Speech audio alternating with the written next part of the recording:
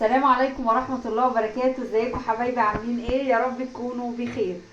النهاردة كده هعمل حاجة بسيطة وحابة اشارككم معايا. هعمل بطاطس بانيه. احنا معانا كده بطاطس مسلوقة زي ما انتم شايفين كده ومتقطعة كده اهي، ومعانا بيضة، ومعانا معلقة نشا، ومعانا 3 معالق من الدقيق، معانا بقدونس، معانا فص من الثوم، معانا فلفل وكمون وملح، ومعانا ميه. اول حاجه هنعملها مع بعض، هنقول بسم الله الرحمن الرحيم. هننزل بالنشا والدقيق زي ما انتم شايفين كده. بسم الله الرحمن الرحيم. جربوها هتعجبكم برضو. ايه، الواحد ساعات بيزهق من الاكل، وحاجه بسيطه وعلى قد ايه تكلفتنا، وهتعجبكم. جربوها كده ان شاء الله هتعجبكم. بسم الله الرحمن الرحيم. على فكره انا بحب احط بيضه واحده، حابين تزودوا دي براحتكم برضو. وهنحط هنا ايه التوابل بتاعتنا اللي هي الفلفل والكمون والملح. وطبعا ايه هننزل كده، هنقلب كده. دي الخلطة ايه بتاعت بطاطس البانيه الجميلة بتاعتنا زي ما انتم شايفين كده.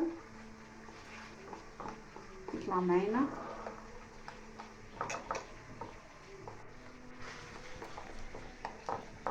زي ما انتم شايفين كده. عايزين تزودوا بيض زودوا، انا بعملها ببيضة واحدة اللي يعجبكم، ما بحبش فيها البيض كتير. زي ما انتم شايفين كده، خلوا السمك بتاعها ايه مظبوط. بسم الله كده. سهلة جدا وبسيطة وعلى قد ايدينا، مش تاخد معانا وقت خالص. وهننزل بفص الثوم براحتكم برضو، مش عايزين تحطوا لها يعني، مش اجباري يعني، اختياري يعني، بس يديها ريحة بجد وطعم جميل قوي زي ما انتم شايفين كده. بسم الله الرحمن الرحيم. بطاطس جميلة ننزل عليها بالبقدونس بتاعنا الجميل ده.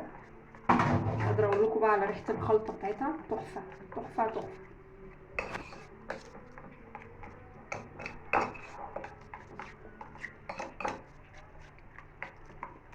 دي الخلطة اللي هنعمل بيها البطاطس المسلوقة الجميلة دي بتاعتنا.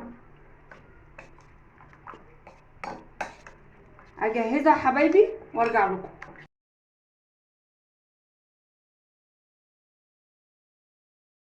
بعد ما عملنا البطاطس البانيه الجميله زي ما انتم شايفين كده، بسم الله ما شاء الله، بصوا جميله جدا. جربوها وهتعجبكم، قولوا لي ايه رايكم. وما تنسوش بقى اللايك الجميل بتاعكم والاشتراك عشان يوصل لكم كل جديد انا بعمله. واشوفكم في يوم جديد مع اكله جديده، ومع الف سلامه.